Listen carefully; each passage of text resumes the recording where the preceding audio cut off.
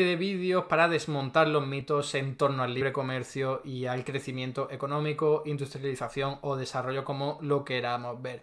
En esta ocasión vamos a hablar de las teorías económicas alternativas a las visiones dominantes. Ya sabemos que las visiones dominantes te dicen más o menos lo siguiente: no importa que tú tengas una economía con menor capacidad productiva, menor capacidad tecnológica, porque si te especializas en lo que se te da bien, te puede al final ir muy bien en el libre comercio, ¿no? En los flujos comerciales, siempre y cuando pues, no haya trabas al comercio y el Estado no se meta mucho en estas actividades, ¿no?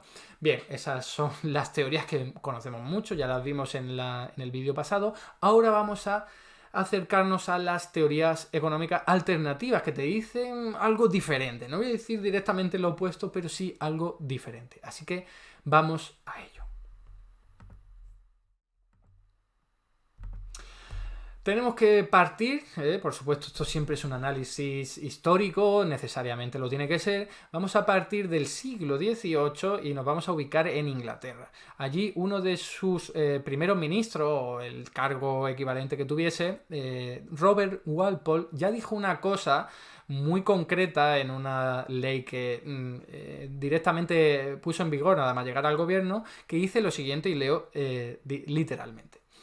Es evidente que nada contribuye tanto a promover el bienestar público como la exportación de bienes manufactureros, es decir, bienes industriales, y la importación de materias primas extranjeras. Fijaos de qué año estamos hablando, 1721. Estamos hablando de que, aunque aquí no haya detrás ninguna teoría económica que te esté diciendo algo en particular, sí que ya estamos viendo cómo en aquella época tenían muy claro, aunque no tuviesen una teoría económica muy desarrollada, ya tenían muy claro que por la prueba de los hechos, ¿no? Porque al final lo veían con sus propios ojos, que le venía mucho mejor a un país vender productos manufactureros que vender productos con poca elaboración como productos agrícolas o materias primas, ¿no? Entonces, fijaos que Robert Walpole pues, fue uno de los que primero lo puso por escrito. Obviamente antes de él pues habría mucha gente que pensaría igual. Tener en cuenta que en el siglo XVIII pues todavía a principios, ¿no? Sobre todo en 1721, todavía no es que hubiese muchísimos flujos comerciales y sobre todo sujetos a la lógica capitalista, pero ya empezaba a haber ahí y ya se daban cuenta, llevaban ya de hecho unos cuantos siglos dándose cuenta, como veremos en capítulos posteriores, que vender productos manufactureros era mejor. Como digo, esto es una constatación, al menos la tenemos ahí presente, no es todavía una teoría económica que te pueda explicar por qué. Para eso hubo que esperar a unos cuantos años más tarde a este hombre de aquí, que no sé si lo reconocéis, pero es Alexander Hamilton, uno de los principales fundadores de Estados Unidos, de su propia constitución y el primer secretario del Tesoro que tuvo este país, ¿no? Bueno, pues este economista y político y, como ya sabéis, pues una personalidad muy importante, fijaos que en el año 1791 escribió un informe sobre la manufactura muy largo, la verdad, que yo no os recomiendo que lo leáis, pero lo dejaré por ahí. Además es una lectura farragosa, es difícil de leer, tiene términos antiguos y una redacción antigua, ¿no? De un inglés bastante antiguo, pero la verdad es que hay algunas partes de este documento que sí que serían muy recomendables que vieseis, porque está todo el rato permeando la idea de que hay que aplicar políticas proteccionistas al propio país de Estados Unidos que se estaba conformando. ¿Por qué? Porque ya lo veían, como estaba diciendo antes, ya lo veían. Inglaterra se había desarrollado precisamente gracias a políticas proteccionistas, impedir el libre mercado a toda costa, sino tratar de regularlo a partir de los mecanismos del Estado, como veremos en capítulos posteriores. Y esta gente dijo, oye, hay que hacer lo mismo, hay que hacer lo mismo. Así que si os surge la curiosidad, tenéis este informe públicamente disponible para leerlo, a todos los que os interese la historia, desde luego que os va a gustar, ¿no? Entonces, ¿qué es lo que subyace? ¿Qué es lo que explica Hamilton y que luego va a explicar en otros documentos? Y que eso ya sí nos mete en una teoría económica muy particular, y no solo la evidencia o la corroboración de que vender manufactura es mejor o dedicarte a la industria es mejor que dedicarte a la agricultura, pues la teoría de la industria naciente, ¿vale? Este es el nombre con el que se ha conocido a esa teoría que Hamilton pues puso encima de la mesa y desarrolló, y es la siguiente. Frente a lo que habían visto de Inglaterra, que se había logrado industrializar gracias a políticas proteccionistas, acabaron concluyendo, gente como Hamilton, que había que estar protegiendo a la industria en el momento en el que fuese nueva, ¿vale? En el momento en el que todavía no se hubiese desarrollado, en el momento en el que todavía estaba tanteando el mundo, intentando aprender los conocimientos y las capacidades suficientes para luego competir en el mercado con otras empresas que ya llevaban tiempo dedicándose a eso, ¿no? Entonces, fijaos que esto no entra en contradicción con las teorías económicas que vimos en el capítulo anterior, por ejemplo, la de David Ricardo o Adam Smith, que decían, oye, la competencia agudiza el ingenio y impide que te duermas en los laureles y te va a hacer mucho más productivo, ¿no? Eso no entra en contradicción con esto. Fijaos lo que estamos hablando. Aquí, la teoría de la industria naciente es, cuidado, durante el primer momento de desarrollo de esta industria, que es que necesita mucho tiempo, esto no es algo que te pongas a hacer de la noche a la mañana, necesita mucho tiempo de crecimiento, de desarrollo, está partiendo desde muy poquito, tiene que ir creciendo a lo largo del tiempo. Durante ese periodo, protege a tu industria. No la pongas a competir con unas empresas que ya llevan muchos años, con mucho conocimiento, mucha experiencia, porque te van a arrasar y te van a eliminar del mercado. Entonces lo que dice es, vamos a protegerla durante el tiempo que sea necesario para poder competir en igualdad de condiciones. Que sí que la competencia puede ser muy buena para mejorar la productividad, porque tienes que mejorar y ganar a tu competidor, y eso agudiza el ingenio, como ya veíamos. Pero cuidado, porque eso hay que hacerlo cuando la industria ya esté desarrollada. No pongas a competir a una industria que se está prácticamente creando, porque entonces, como digo, va a acabar en el fracaso más absoluto, ¿no? Y aquí os traigo una imagen simplemente de una estudiante para que entendamos el símil. El símil que os voy a traer me parece muy bueno para poder interpretar en qué consiste la teoría de la industria naciente. Y es que todos tenemos en la cabeza que si alguien quiere llegar a un empleo muy bien pagado, muy bien remunerado, con buenas condiciones de trabajo, necesita estudiar mucho por regla general, necesita formarse mucho, porque va a ser seguramente una actividad con mucho componente tecnológico, necesitas mucha formación. Entonces, claro, durante todo el tiempo que necesitas formarte e informarte, y estoy pensando, yo que sé, en un físico, un químico, un médico, un juez, o yo que sé, cualquier profesión que sea necesaria tener mucha información, durante todo el tiempo que se está formando, tú tienes que mantener a esa persona. O sea, esto es muy fácil de ver en las oposiciones. Las oposiciones, sobre todo las más duras, por ejemplo a juez, a fiscal, la gente tiene que estar un montón de años estudiando casi exclusivamente en eso y, ojo, como no tengas apoyo familiar. Porque entonces o tienes una beca o muy difícil que lo vayas a poder hacer, por no decir imposible, ¿vale? Entonces, eso es lo mismo, pensemos el símil. Durante el momento en el que te estás formando, te están protegiendo tu padre, tu ahorro familiar, la beca del Estado, porque lo que necesitas es formarte. Cuando ya estés formado, obviamente sí, no es plan de que estés hasta los 40 años estudiando en casa de tus padres y manteniéndote con los ahorros de ellos. Obviamente no, pero necesitas tener una formación mínima suficiente para salir a competir. ¿Os imagináis que te pones a competir, pues eso, no un físico, venga, sin haber todavía terminado la carrera, sin haberlo formado, etcétera, etcétera? ¿Qué va a ocurrir? Que no lo va a querer contratar nadie, porque hay físicos mucho mejores, mucho más formados, que fueron protegidos durante el primer momento de su estudio y que al final, si eso ocurre, pues vas a acabar en empleo mucho peor pagados, ¿no? Con menor remuneración, muy probablemente con peores condiciones laborales, ¿no? Así que el símil está aquí. Tu industria, en el momento en el que se está formando, protégela, porque tú lo que quieres es que desarrolle todas sus capacidades. Si lo pones a competir muy pronto, va a caer. Igual que si pones a competir muy pronto a una persona de 16 años, voy a irme a un ejemplo más anterior para que se vea, 16 años, ¿ya puedes trabajar? Sí, pero vas a poder trabajar en lo que puedas trabajar con la formación que te ha dado tiempo a tener con 16 años. Si no te da protección para tener una formación muy superior, no vas a poder llegar a tener los puestos de trabajo más especializados y más tecnológicos, ¿no? Entonces, creo que con este símil se entiende bien en qué consiste la teoría de la industria naciente. Protege a tus empresas hasta que ya puedan competir. No las protejas indefinidamente, porque entonces, de nuevo, se duermen en los laureles, no se vuelven productivas, están mimados y no sirven para nada, ¿no? Y te hacen un producto que no es eficiente. Pero mientras lo tienes que desarrollar, ahí sí, protégelo. Con aranceles, dale subvenciones, prohíbe la importación de productos que puedan competir, etcétera, etcétera. Lo que vimos en el capítulo anterior, ¿no? Bien, avanzamos en el tiempo, llegamos al siglo XIX y tenemos aquí a un economista alemán, Friedrich List, que en realidad vino a desarrollar las tesis de Hamilton, ¿vale? Estamos hablando solo de unas décadas después, pero en el continente europeo y también poniendo la vista en el Reino Unido, ¿vale? Este economista alemán, utilizando las tesis de Hamilton, lo había leído, había aprendido de él, había vivido directamente cómo se está desarrollando Estados Unidos gracias al proteccionismo y también vivía cómo su zona, la zona que ahora actualmente es la de Alemania, se veía en una situación de inferioridad frente a Inglaterra o el Reino Unido, que llevaba mucho tiempo protegiendo su industria. Y entonces él se dio cuenta, no solo se dio cuenta de lo de Hamilton, de que había que proteger a la industria en los primeros años de su desarrollo, sino que se dio cuenta de la artimaña que utilizaba tanto el Reino Unido en aquella época como luego utilizaría Estados Unidos. ¿Y cuál es esa? La de: yo ya he desarrollado mis industrias gracias al proteccionismo, ¿no? Ya los he estado ahí protegiendo para que no saliesen a competir. Cuando ya se han hecho los reyes del mambo, mis industrias, ahora sí pido a la gente que no se proteja.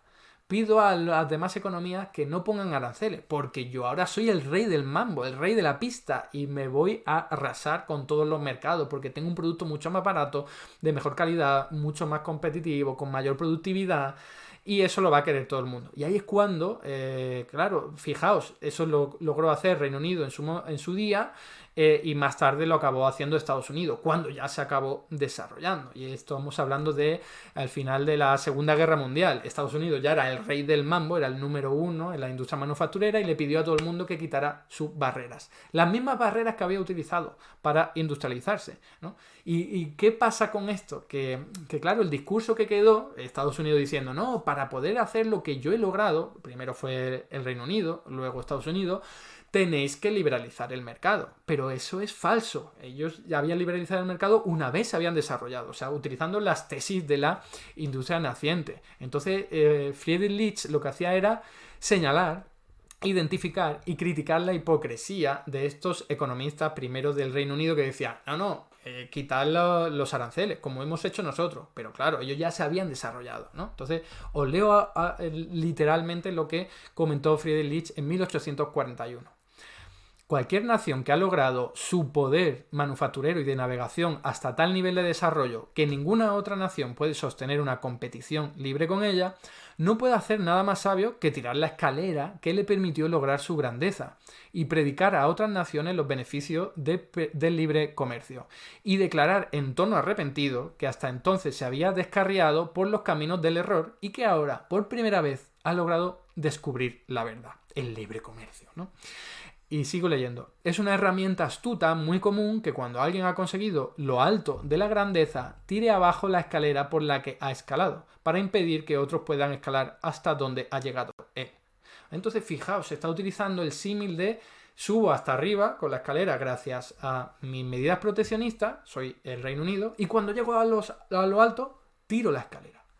Tiro la escalera para que nadie llegue, que es decir, le recomiendo a la gente que no tenga protección frente a la competición de otras industrias. O sea, lo que he hecho yo, subir por la escalera, lo tiro, lo desaconsejo a los demás y le digo, no, es que yo he llegado aquí sin escalera. ¿Veis alguna escalera? Yo he llegado aquí sin escalera. A ver si llegáis vosotros también sin escalera, porque es la recomendación, ¿no? Es decir, libre comercio ahora cuando a mí me conviene y te intento convencer. Claro, no solo intentaban convencer a las economías adversarias, sino que al final acabaron convenciéndose a ellos mismos, se creyeron el cuento y de aquellos lodos, de aquellos polvos, estos lodos. Hoy día, en pleno siglo XXI, todavía la gente tiene en la cabeza eso, que es el libre comercio lo que ha permitido el desarrollo de las economías más productivas. Y no es así. Es precisamente el proteccionismo lo que explica su desarrollo y luego, claro, Ellos quieren tirar la escalera para que nadie pueda volver a subir. Pero eso es una recomendación absolutamente hipócrita, absolutamente cínica, porque han llegado arriba utilizando la escalera. Como digo, esto con el paso del tiempo, al final hay una amnesia colectiva y se olvida cómo es posible que el Reino Unido llegara ahí, cómo es posible que Estados Unidos llegara ahí, cómo otros países que analizaremos en otros vídeos llegaron a donde han llegado, como Suecia, Alemania, Japón, Taiwán, Corea del Sur, ahora China, ¿vale? Pero siempre, siempre, siempre ha sido utilizando el proteccionismo y una vez ya estoy en lo más alto, tiro la escalera. De hecho, ese símil es el que utiliza Ha-Joon Chang, un economista muy bueno, uno de mis preferidos surcoreanos, para explicar precisamente esto, ¿no? Fijaos, uno de sus libros más conocidos es Retirar la escalera, está traducido al castellano, lo podéis comprar, es muy, muy recomendable y habla de esto, ¿no? Y además lo aplica al caso de su economía, que es la de Corea del Sur, como precisamente llegó a ser uno de los países más ricos del mundo, partiendo de ser uno de los más pobres del mundo, gracias a políticas proteccionistas, las relacionadas con la teoría de la industria naciente, ¿no?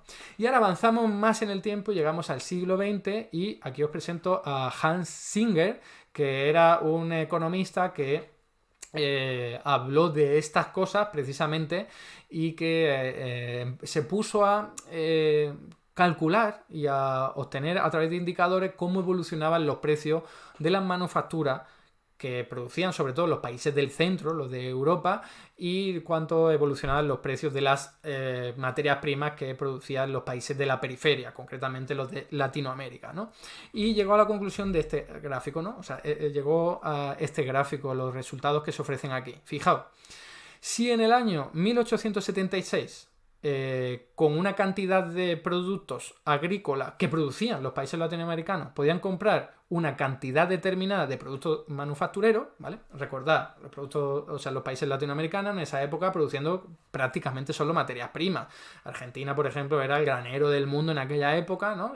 Totalmente expoliado por las grandes potencias, y ahí con una cantidad determinada de productos agrícolas, como digo, ¿no? Tú los vendías fuera y con la cantidad de dinero que ganabas podías comprar una determinada cantidad de productos manufactureros del centro, que eran los países que lo producían, ¿no? Pues si en 1876 era así, lo tenía ahí en 1931, ya solo podías comprar el 63% de los productos manufactureros, con la misma cantidad de bienes agrícolas o de materias primas que había logrado producir y vender en el exterior.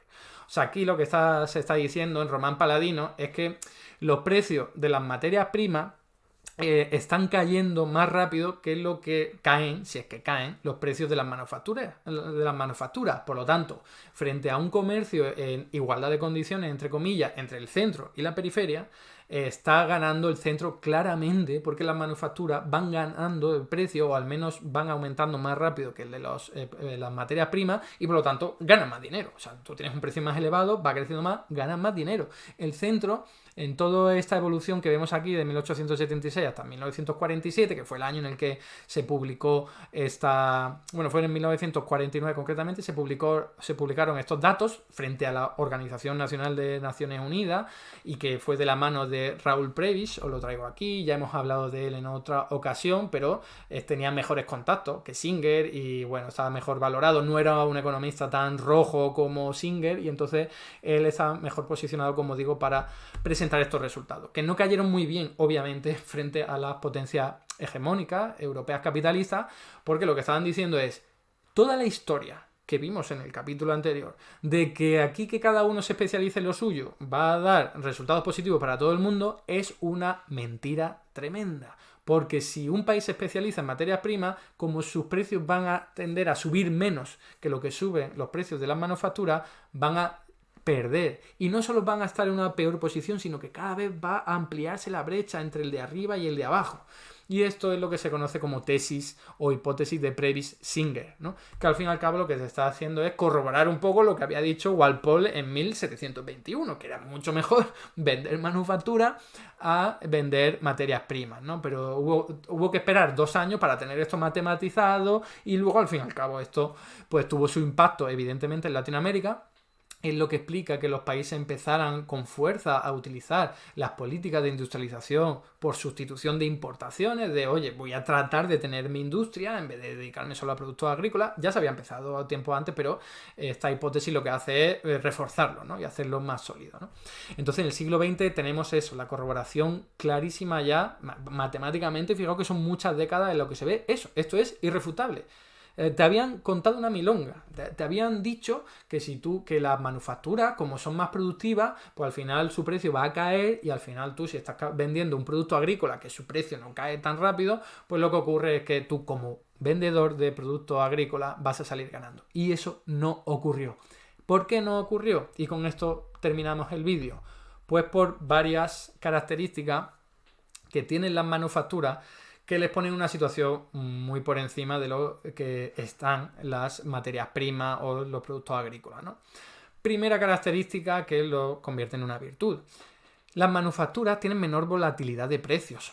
Vosotros pensáis en una catástrofe natural, una sequía, una inundación, pues te acaba con la cosecha y esos precios se te disparan, y luego si la cosecha va bien el año siguiente, los precios se hunden. Entonces es una volatilidad que te impide tener una estabilidad propia como tienen las manufacturas, que más o menos los precios pues no son tan volátiles. Te da eso mucha más certidumbre, mucha más seguridad, y no te acaba haciendo dependiente de los caprichos de la naturaleza, ¿no? Segunda característica, los productos manufactureros, por naturaleza, son más difíciles de hacer, ¿vale? Porque tienes que coger materias primas, elaborarla, utilizar energía, ofrecer un producto más acabado. Y bueno, a lo mejor es algo simple, pero puede ser algo muy complejo, muy elaborado, como yo que sé, o era un portátil, o un teléfono móvil, o un satélite, un cohete que vaya a la luna o al espacio. Eso es muy, muy complejo y poca gente lo sabe hacer. Entonces, claro, si tú haces una cosa difícil de hacer, es más probable que te vayan a querer pagar mejor, porque solo lo sabes hacer tú y unos cuantos. En cambio, cultivar patatas, por poner un ejemplo, pues eso lo sabe hacer todo el mundo. Pero oye, producir un satélite para llevarlo al espacio, eso no. Eso no lo sabe hacer todo el mundo. Así que es normal que la gente luego quiera pagar más, porque son menos los que producen ese tipo de productos más avanzados, ¿no? Luego, otra característica, los productos manufactureros son más complejos, tienen más partes, tienen más aristas, tienen más elementos, algunos elementos químicos, otros físicos, tienen diferentes formas. No es como una patata o una naranja, por ejemplo, que siempre es lo mismo, ¿vale? No se puede complejizar mucho eso. Y como digo ahí, requieren más inputs. Es decir, si tú me pongo otra vez en el caso extremo de un cohete, ¿vale? Espacial, pues necesitas... Ni te cuento, vaya, ni lo sé yo, pero software de todo tipo, o sea, gente que controle software, telecomunicaciones, necesita materias primas de todo tipo, necesita, yo qué sé, toda la energía necesaria, y al fin y al cabo lo que estás haciendo es demandar más cosas. Para producir una patata, por irme al caso más simple, pues no necesitas tantas cosas, ¿no? Fitosanitario, agua, pero deja de contar por ahí, ¿no? Entonces, claro, si tú vas demandando más cosas, vas estimulando tu propia actividad económica también, tu propia industria, porque tú al final vas a pedir cosas que otra empresa te tiene que dar. Entonces va a aparecer una empresa cerca tuya que te va a dar ese producto, y va surgiendo como setas más empresas en torno a las manufacturas, sobre todo las más complejas, las que más productos y elementos necesitan, ¿no? Y penúltima característica que aquí os traigo, pues que integra materias primas en su proceso productivo. Fijaos, es un poco lo que hemos comentado, pero si en vez de patata ponemos cobre, ¿no? Porque Chile, por ejemplo, produce mucho cobre. Bien, pero es que el cobre luego acaba siendo parte de un dispositivo electrónico. Por lo tanto, necesariamente ese producto, que es una manufactura, va a tener que ser vendido con un precio superior. No va a ser vendido como el cobre que acabas de vender. Entonces, el propio hecho de que las manufacturas utilicen materias primas hace que el precio suyo sea mayor que el de las materias primas, ¿no? Y por último, que esto hacía mucho hincapié, por cierto, Raúl Prebisch. Claro, en la manufactura tú te reúnes en un sitio para hacerla. En cambio, en el campo, pues bueno, pues hay un montón de espacio para hacerlo, un montón de agricultores muy desperdigados, cada uno produciendo por ahí, ¿no? En cambio, en la manufactura tú te tienes que concentrar, normalmente en una fábrica, en un espacio en el que puedas trabajar. Y ahí van a ponerse en contacto todos los trabajadores y van a demandar mejores condiciones laborales, entre ellas mejores salarios. Porque, bueno, hay movimientos sindicales y a lo largo del tiempo van mejorando y van exigiendo, por regla general, mejores condiciones, incluyendo mejores salarios. ¿Qué pasa cuando tú exigen mejores salarios, que si el empresario te lo concede, va a aumentar también el precio para que él no pierda margen de beneficio o que no pierda mucho. Y eso es lo que explica también que en el centro de Europa pues las manufacturas siguiesen aumentando de precio. A pesar de que sus costes bajaban por mayor productividad, el precio final seguía aumentando porque había que meter los beneficios empresariales de alguien que sabía hacer cosas que no los demás sabían hacer tan fácilmente, y también para pagar a los trabajadores que al fin y al cabo estaban reclamando mejores condiciones salariales, ¿no? Entonces aquí tenemos ya pues esas características que posicionan mejor a la industria frente a la agricultura y en general al sector primario, y que, como digo, refuerzan esas tesis que en su día ya fueron incluso lanzadas por economistas en el 1721 como Walpole, ¿no? Ese economista y también primer ministro del Reino Unido. Y en los siguientes vídeos pues lo que haremos será ir precisamente a ese país, al del Reino Unido, en aquel entonces a Inglaterra concretamente, para ver cómo efectivamente había utilizado políticas proteccionistas para desarrollar su industria, que es algo muy poco conocido y que os invito a que veáis. Hasta aquí el vídeo de hoy. Muchas gracias por estar ahí, y si te ha resultado interesante, no dudes en comentar, darle like y compartir, que la teoría económica dominante no se combate sola.